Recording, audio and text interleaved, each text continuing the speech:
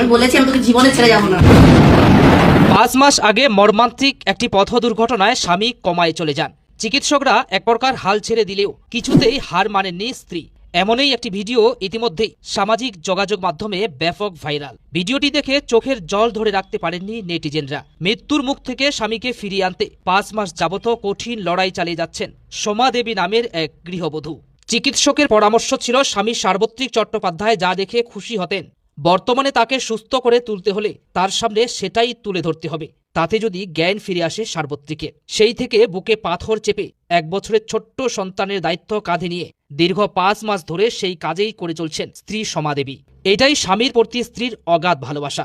এর থেকে এটাই প্রমাণিত হয় সব নারীর প্রেম ছলনাময়ী হয় না। তার জলজ্যান্ত উদাহরণ এই সোমা দেবী।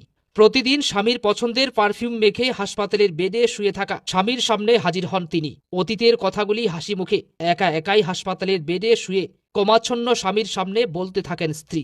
নানানভাবে তাদের জীবনে ঘটে যাওয়া মুহূর্তগুলি তাকে মনে করানোর জন্য আপ্রাণ চেষ্টা চালিয়ে যাচ্ছেন সোমা। সোমার এমন কার্যকলাপে এলাকার অনেকেই অনেক কিছু বললেও সোমা দেবী কারো কথায় কান না দিয়ে শেষে একটাই কথা বলেন, আমি আমার বাবানকে মৃত্যুর মুখ থেকে ফিরিয়ে আনবই। স্বামীকে ভালোবেসে বাবান বলে ডাকতেন তিনি। স্বামীর জ্ঞান ফেরাতে হাসপাতালের কেবিনেই হয়েছিল বিবাহ বার্ষিকীর আয়োজন। বহু মাস পর যা দেখে স্বামীর চোখ দিয়ে সামান্য জল গড়িয়েছে। এই অশ্রু সোমার জয়ের প্রথম পদক্ষেপ। এমন এক স্ত্রীর স্বামীকে ফিরে পাওয়ার লড়াইকে নেটিজেনরাও কুর্নিশ জানিয়েছেন। সোমাশীল চট্টোপাধ্যায় বলেন, বহু মানুষের কটাক্ষ শুনতে হচ্ছে, তাতে কিছু যায় আসে না। নিজের স্বামীর প্রাণ বাঁচাতে আমি সব কিছু করতে পারি। আমি আমার বাবানকে ফিরিয়ে আনবই। এই ভিডিওটি আপনাদের কাছে কেমন লাগলো অবশ্যই আপনাদের মতামত জানাতে ভুলবেন না কমেন্ট বলবি না আমাকে হ্যাপি অ্যানিভার্সারি হবে? আমাকে ভালো লাগছে।